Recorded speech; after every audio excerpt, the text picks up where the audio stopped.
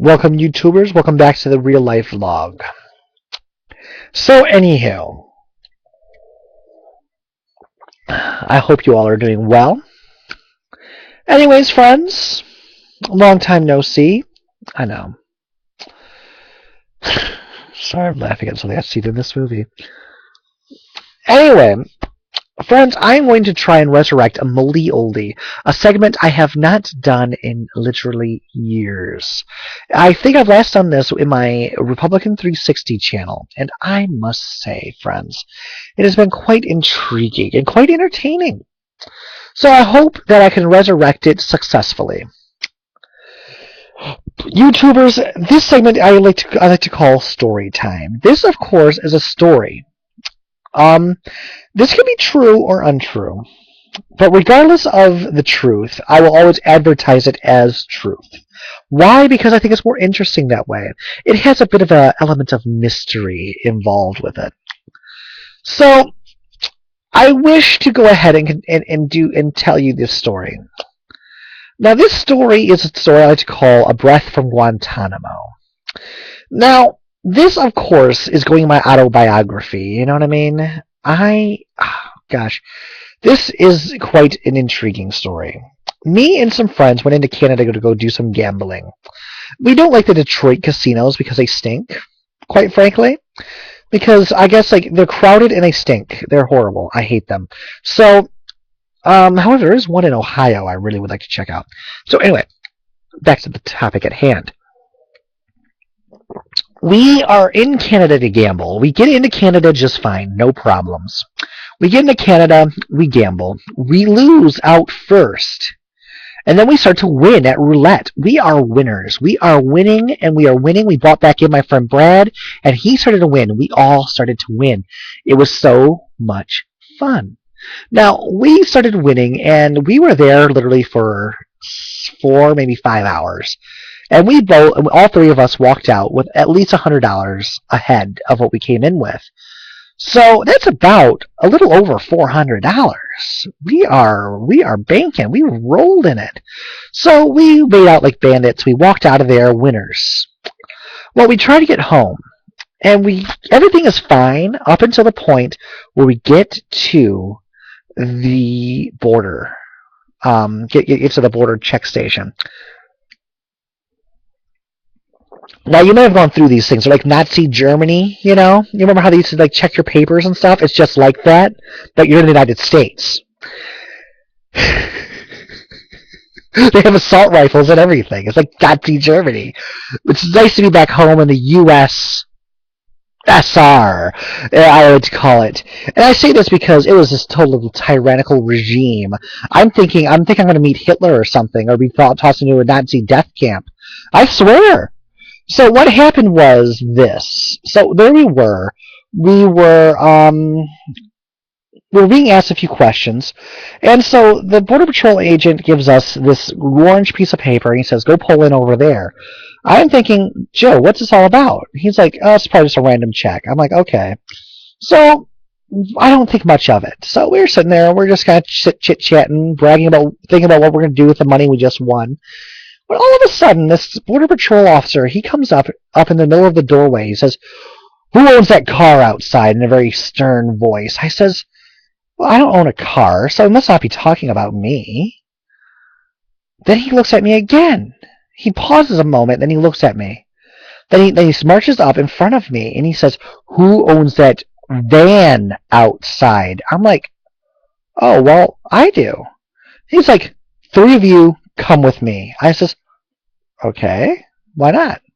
So we get up and we start walking. And this guy, he did not say a word as we walked out. But I kid you not, I veered my vision over to the left. I'm looking to my left. And I swear to God, out of this little hut, out of this little area, I see 12, I kid you not, 12 Border Patrol agents walking out and marching my way. I'm thinking, these guys aren't for me, are they? Oh, snap, they are. Sure enough, they were there for me and my crew. So they surround me around my car. And wow. it was just something else. Let me tell you. They questioned me about this George Bush cutout. This cardboard cutout of George Bush. And let me tell you something. It was so strange. Because this is a really weird movie.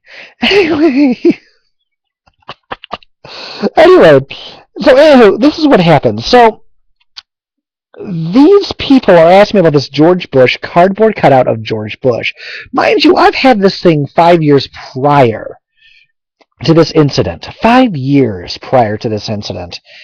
Mind you, this is a long time. So obviously this piece of cardboard, flimsy piece of cardboard at that, is very, very out of order. I mean, it is not the nicest looking thing.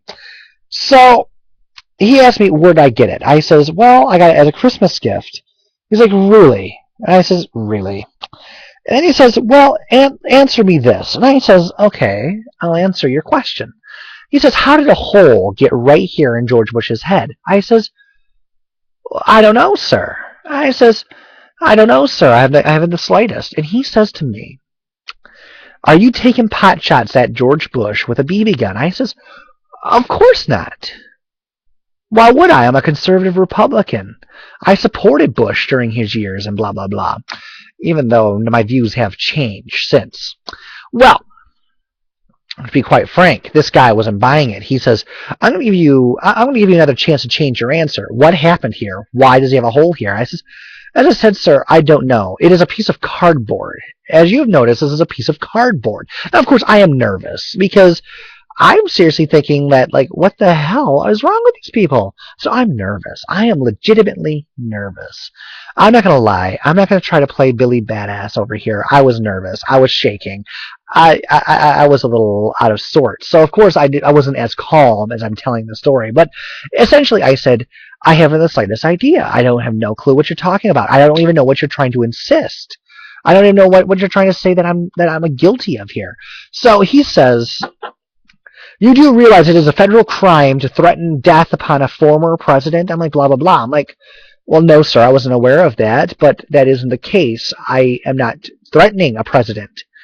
But he says, well, if you're such a supporter, why does it say F you behind George Bush's head? And why is there a hole in his head? And blah, blah, blah. I'm like, sir, I don't understand what you're talking about. I don't see F you. He's like, what do you call this then? And he points it out. And I says, I don't see it, sir. I'm sorry, but I don't. And I'm a little frustrated because he keeps on asking me, how did the hole get there? How did the hole get there? And I didn't change my answer. I told him, one, it's cardboard, and two, I'm a student. I have books, pencils, pens rolling around in my car. I'm sorry, but it also, to be totally honest, it sat in my car for over a year. I thought I lost it. So anyhow, these people were insane. Conspiracy theorists, obviously. And when I say conspiracy theorists, I'm talking like they were worse than Jesse Ventura, okay? Have you ever seen his show? It's so interesting. Anyway, they were worse than Jesse Ventura, okay? That's how bad these guys were. So anyhow, these guys were just weird. And so they threatened me with jail time. When I asked them what am I guilty of, they wouldn't give me an answer. When I asked for a lawyer, they wouldn't allow me to get me a lawyer. They wouldn't allow me to have a lawyer. That's two constitutional rights that was just violated. So they detained us for another 45 minutes before letting us go. And within this 45-minute time period, I can only imagine they did a very not really exclusive, but a hardcore background check on us. I kid you not, me and my friends were probably background checked by the FBI, CIA, Homeland Security, and the like. So they probably did some pretty extensive background checks on us to make sure that we were, not conspiring against the government. Which I think is a totally good idea, considering what just happened. First of all, our Constitution's being walked all over, and second, we are becoming a tyrannical regime. As I said before, I was expecting to run into, like, Nazis and stuff. It wasn't far off from that. truth be told. They literally threatened me with jail time. I'm thinking, like, we're a breath from Guantanamo.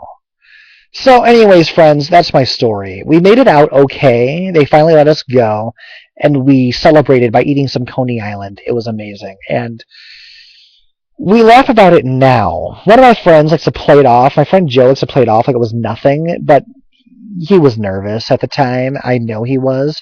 And to be totally honest, we could have gone to jail that night. Yeah, because all they have to do is just say he's a suspected terrorist plotting against the government, and we can, he's a sleeper cell, and we can lock him up in a secret detention camp and throw away the key for as long as we want. Forget due process of law, forget lawyers. That's our Constitution at work, friends. I hope you enjoyed the story. That it was a true story happened last year in February. As I said, though, you can believe it or not, but I told you I told you it the way it happened. And that is 100% true, fact or fiction, believe it or not. The truth is up to you to believe it or not. So anyways, friends, thank you for listening to my story. I know this is a long video. I hope that next story will be a bit shorter. Until next time, be safe and be good, and we'll talk to you later. Ciao.